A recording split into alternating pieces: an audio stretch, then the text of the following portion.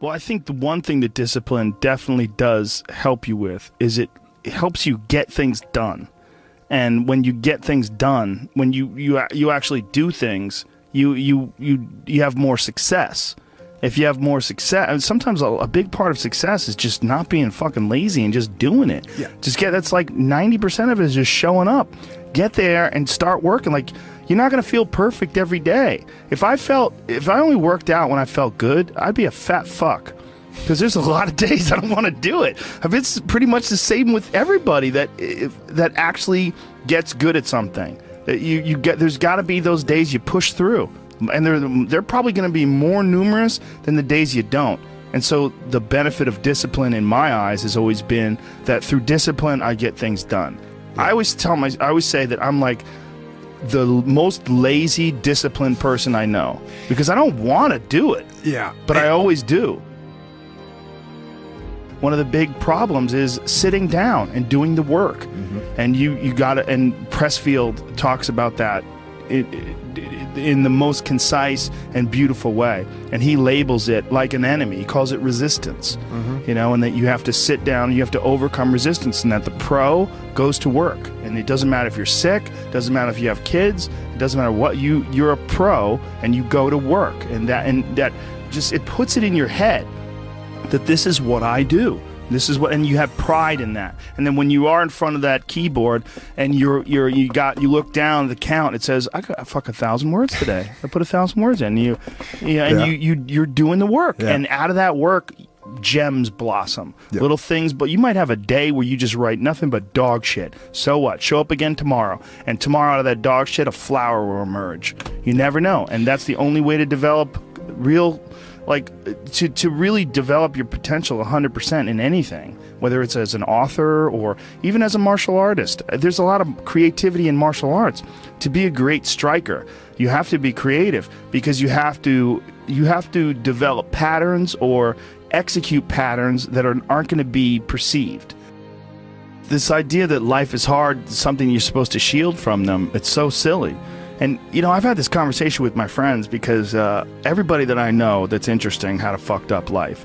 But now we have kids, and the last thing we want is our kids to have a fucked up life. So we put our kids in these good schools, we live in these nice neighborhoods, everybody eats healthy, and there's no fucking domestic violence, and everybody seems, it's so different than all of our lives. And we were talking about it. Me and Brian Callen were actually talking about it. Like, look, we all had fucked up childhoods, and everybody we know had fucked up childhoods. And they're all interesting, but I don't want my kids to be boring, but I also want them to be safe. So it's like, how do you approach that? I mean, I think you get involved. This is what I've chosen to do, is get my kids involved in martial arts and give them the opportunity to pursue difficult things, and understanding that through pursuing these difficult things, like in accomplishing stuff, like you learn something about yourself. You learn that you have this ability inside of you to overcome. Get obsessed with life improvement. Find things that you enjoy doing that are difficult. Do them and get better at them. It seems so simplistic. It seems like a ridiculous, idealistic point of view, but it's effective. Well, you need some amount of pride and some amount of ego to get good at things in the first place, because it's such a counterintuitive notion, because you have to have a belief in yourself. You have to be able, like when you start out at jiu-jitsu, you're a white belt. Like, I remember being a white belt and being like, oh my God, I am fucking never going to get good at this. I'm going to suck forever. But to look at people who are better than you and know they had to have sucked at one point in time. Okay, there's somewhere along the end of this tunnel, there's got to be a light. I just got to keep going. Yeah. And that takes ego, and right? Ego, yeah, I was going to say, I mean, ego drives you to be successful, me to be successful. Ego is what's driving you. The problem is when you let ego go too far. Yeah. And everything takes balance. There's a dichotomy in everything. Every part of you has a dichotomy. You can get so into the physical aspects of things that you end up like doing a bunch of steroids and going crazy and ruining your health. Right? Yeah. That's not good. Right. The other end of the spectrum, you can sit around and play video games and turn into a... Bodybuilding is a great example of that, because when you start lifting weights, you're like, God, I'd like to be stronger. And you start getting a little bit bigger. You're like, oh, look at that. I got a muscle. Woo, this is cool. And then you keep going, and then you keep going. But some guys get so fucking crazy, they won't stop until they have 22-inch arms. And they want to have thighs that are so big, they have to walk like they've got a barrel in between their legs. And, you know, and they just can't help it. They just take it to some completely unhealthy place. Yeah, that's rough. Yeah, well, it's just the nature of trying to get good at something. You got to recognize what's good and what is just fucking insane. For some people especially, they're just experiencing way too much pressure. And that pressure, a lot of times, it's just an imbalance in perspective. And some of it's, like, I was talking to this mom once. Her daughter does gymnastics with my daughter, and we were talking about kids killing themselves where she used to live. She used to live in one of the really wealthy tech areas outside of San Francisco, and a bunch of kids that went to school with her daughter that were like 15, 16, were jumping off bridges and shit. Like, it was like an epidemic. And they were trying to figure out what the fuck is going on, and they're literally calling it affluenza. That these affluent kids and their families are literally worth $1 billion. You know, I mean, everybody's super rich, and they're having this insane pressure, like before high school and in high school, to be in Ivy League schools and to get 4.0s and all, and they're not having any fun, and they're not experiencing life, and they don't have any hope, and their parents are all on fucking pills, and they're just killing themselves. For some people out there that aren't feeling good, man, if you just fucking struggled more, you get over that struggle, you feel better. It sounds so simplistic, but I swear by it. I've felt shitty myself, and then forced myself to work out, and after I get out of there, I'm like, whoa! 100%. Fucking it's 100% guarantee. It's hard for people to break momentum, too. Momentum that's good momentum, or momentum that's bad momentum. When I get on a good groove or working out all the time, I feel it. Like, after I'm done working out, I'm like, yeah, I can't wait to get in there again. I can't wait to work out again. That's the good momentum. But then there's that bad momentum, like you get injured or something like that, and you can't do anything for a couple of weeks, and then to try to get that kickstart that motor up again, it's hard to get momentum. There's a lot of people that are eating shit food, and then by the end of the day, your body's in a crisis. Your body's just processing all this bullshit. And if you're eating a big, bullshit lunch filled with nonsense, like, your body's got to process all that stuff. And so at the end of the day, yeah, you're going to lose your willpower. So, like, when 5 o'clock, 6 o'clock rolls around, you're going to be tired. But if you have a healthy lunch, and, you know, you're properly fueled, and then you also have positive people in your life, everyone's motivated, by the end of the day, you're going to feel good. Whatever the fuck your thing is, just go and do it. Just force yourself to do it. And if you feel like shit because you ate lunch, then your lunch was, you know, filled with bullshit, well then, hey dummy, don't eat shitty lunch tomorrow. Tomorrow try a nice salad. You know, try a salad with some salmon and see how you feel then. You're like, hey, I feel way better today at 6 o'clock. Duh. Now your decision making will be better. Like, people don't understand how significant it is. Like, all these little decisions, those are like that's the path for the rest of your existence on Earth. And if you decide to go to fucking Cheetos chocolate chip cookie route, you're just making a shit path. You're carving your fucking path through broken rocks and glass, and it's not the way to go. You know what else doesn't exist in a day-to-day life? A place where it's okay to be a man. It's actually okay to be a man. It's okay to have man thoughts. Like, everybody is so toned down and neutered. It's like human resources and corporate life has watered down people's natural behavior to the point where people are just dying on the inside, sitting in these fucking cubicles, rotting, just freaking the fuck out, having all these thoughts they can't entertain, having to pretend to be someone they are not all day long, putting on this bullshit way of talking, this fake way of thinking. Everybody's got to subscribe to whatever fucking ridiculous policies their company wants to enforce. And you're just a robot, and you get out of there and you just want to scream. It's this fear of discomfort.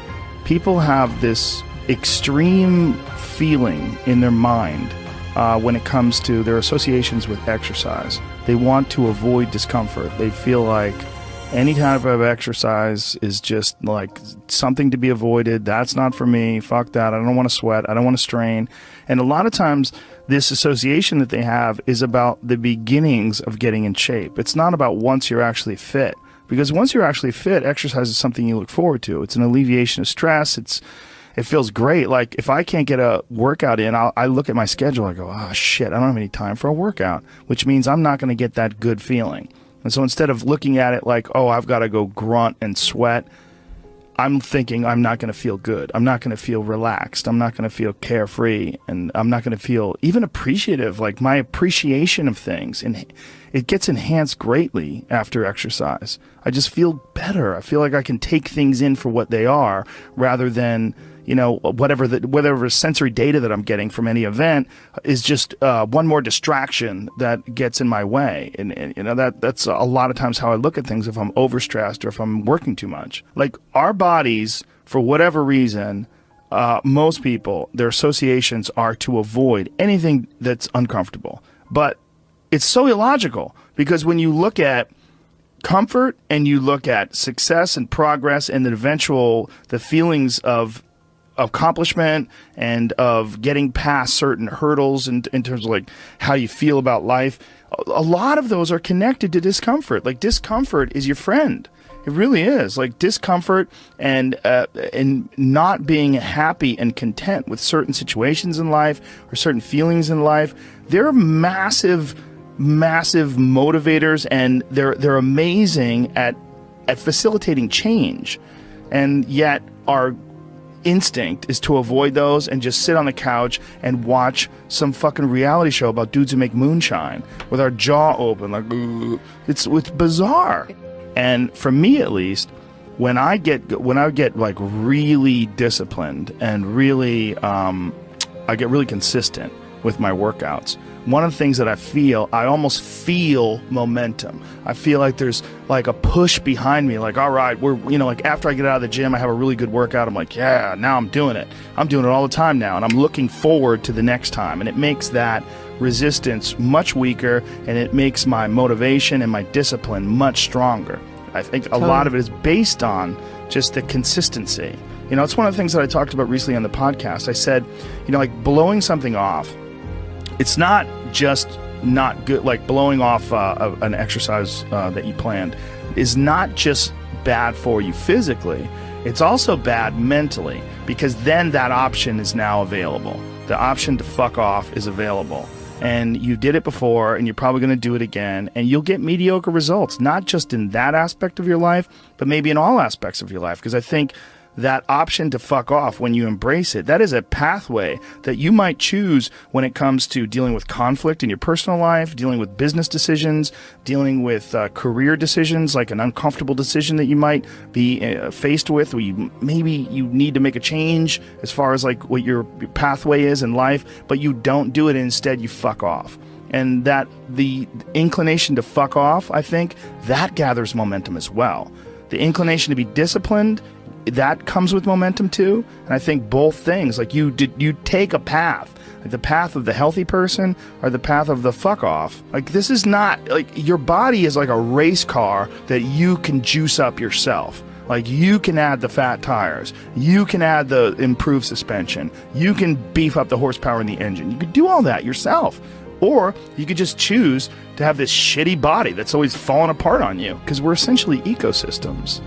You know, and we're in charge. This weird consciousness that has all this resistance and has all this inclination towards comfort and fucking off and blowing things off is what is in charge of making all these things happen that keep this ecosystem healthy. It's almost like if Earth itself had like a shitty manager.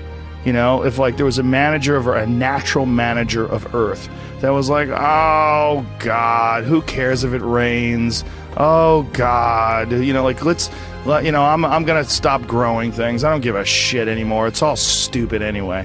I mean, it's literally like the just blow it up. Yeah. Fuck it. Let's just kill all of life. Well, it's all gonna die eventually. I mean, the sun only lasts 7 billion years. You see, that is the perspective a lot of people take with aging, where it's like, well, you're gonna die, you're gonna age, you can't stop aging, and it's like, yes, you're right, but that's not the point. The point is to age better. Like, that's the point. The point is to increase your health span, you know, and that is, we know is possible. Like that can, there's some of these like centenarians and super centenarians I've seen that are like over 100 years old, and they're like riding bikes and racing, and it's like, yeah, they're old. They are very old. But they're experiencing a very good quality of life. Yeah. And they're experiencing a quality of life that these other people that don't exercise feel, they physically feel their own body diminishing, and they just feel it's inevitable. It is what it is. You're wasting your time. You're out there running around. But no, we're not, because this experience right now, it's not like, no one's under the illusion that you're going to live forever, but you are enhancing the experience that you're currently involved in right now. And you are alive. Right. You are alive. You do experience this life. But do you experience this life optimally? Is it as enjoyable as it can be? And we all know that there's a spectrum for that enjoyability. Like, we've all had times in our life where it's not been so great. And then times in our life where everything came together, like, what a fucking great day. Woo! Like, make more of those. Like, you can make more of those. And then the whole thing's better. And I think when that whole thing is better, it affects everybody you touch, everybody that's around you, everybody you come in contact with, and that in turn, I mean, it sounds so grandiose, but in turn can affect the entire race of human beings. I've always wondered if the depression that people see en masse today, there's so much depression that people, I mean, it's a common trait. Like, it's a common condition. Oh, he suffers from depression. Oh, she suffers from depression. Like, oh, he's got herpes, you know what I mean? It's like, it's a common thing. I've always wondered, or I've been wondering more and more recently.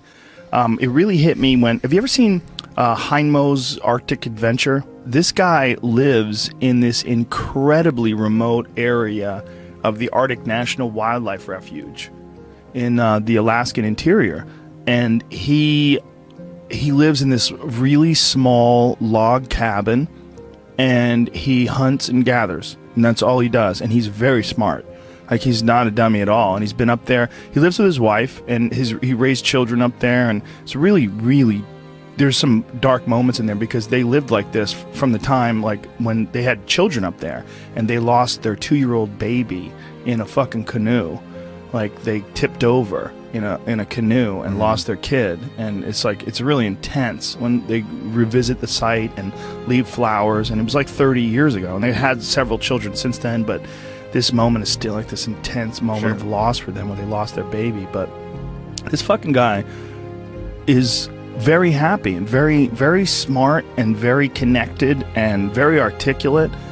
And he firmly believes that human beings, when we evolved and developed and were hunter-gatherers, that there's a set of rewards. There's reward systems that are set up inside the human body, inside the very being that we embody, that don't get met in today's society. And that's one of the things that's causing depression. One of the things that's causing this funk that people are in is that we're living our lives, many of us at least, in these very unfulfilling ways, where you're going to this office with artificial light and you're doing something you don't want to do all day long, and then you get home and you're tired. And on top of that, you're eating shit. You're eating potato chips and you're drinking soda, and your body is just like, what in the fuck is this? We're supposed to be out in the fields. We're supposed to be walking up hills. We're supposed to be looking for animals or gathering vegetables. We're supposed to be doing all these things that our body's designed to do. We're supposed to be in nature. Yeah. And nature is like a medicine. Like, it literally is a medicine to you. Like, people that go, you don't have to go hunting, you don't have to go fishing, just go fucking hike, man. Just go hike up to the top of a mountain and look out. You know, there's a reward that you get from that is intensely, like, soul-filling. There's, like, something about, like, when I was in Colorado, and there was this area of Boulder where you drive up one of these roads, and there was this area where you could park. And it was this incredible view, man. And these people just park and just go out there and just look. But you get there and you park and you go, fuck. Because you would see, you're literally seeing the Continental Divide. These snow-capped mountains in July. Yeah. In July, it's covered with snow. Because those mountains don't give a fuck. Perspective. Oh. You know, just this whole new perspective on it. And I think nature, the ease of suffering is always in presentness. You know, when you're in presentness, truly locked in presentness, there is no suffering. There can be pain, but no suffering. Suffering is something created by our own minds. And I think nature is one of the great ways to do this, because humans, we take cues from our environment. And nature, as I was saying earlier, is always in the present. You know, there's this natural presentness of all the animals, everything around you. Whereas if you get around a bunch of people watching housewives and stressed about this and popping pills, you're going to take on that energy too, and you're going to lose your presentness because of your surroundings. So it's like this ultimate regrounding tool where we get back to, present moment again. Yeah. You know, and that's such a fucking key element to human happiness. And I think the other key element is having something we're fighting for, you know, having a mission. I think we're all forces, and that force needs to have an effect, needs to have a reason that it's moving in a certain direction. And I think with all of our needs and all of our needs met, you know, where we don't have to hunt for food, we don't have to acquire everything, everything's relatively easy, and it's all about advancement and all this, we've lost a lot of the basic mission, which was the mission to survive and procreate, you know, so, and we haven't replaced it with any other universal mission, which is, I think, one of the big allures of these things like wars and these things like creating an enemy. Well, at least then you have a mission. And when you have a mission, human beings are happy. You know, like Bertrand Russell talked about, he did a book, Conquest of Happiness, and he had his own fucked up attributes. Every time I bring him up, people talk about his fucked upness. He was into phrenology, and he might have been a racist, whatever, but he was a good philosopher. Smoked constantly. Yeah. But anyways, he talked about the happiest person he knew. The happiest person he could find was a groundskeeper on a manor who every day woke up and was at war with the rabbits of the grounds. He just declared that the rabbits were the fucking enemy, and he would go out with his gun and he would hunt as many as possible, and he'd go morning till night, and he would kill as many rabbits as he could, because it was the rabbits were the ones eating the hedges and the flowers and whatever. So he basically made the rabbits his enemy and struck out every single day to kill as many rabbits as possible. And that dude, according to Bertrand Russell, was happy as fuck. He had a task. He had a task. He had a purpose. You know, he had a mission. My mission is to destroy the rabbits. I used to have a dog like that. Yeah? I had the happiest dog ever. His name was Frank Sinatra. And he was a pit bull that all he lived for was killing lizards. And my house, my old house, not the house I'm in now, but my old house, had this one, it's like on a hill, and there's this one wall where these lizards would run up the wall. And so Frank, I would literally let him out in the morning, and he would fucking bolt out that door. It's like, time to go to war. And he would run and go look for these lizards. And he would stand there, like Eddie Bravo would just watch it and marvel. He'd be like, fuck, man, this dog does this every day. This dog does this every day. I go, this is what he loves to do.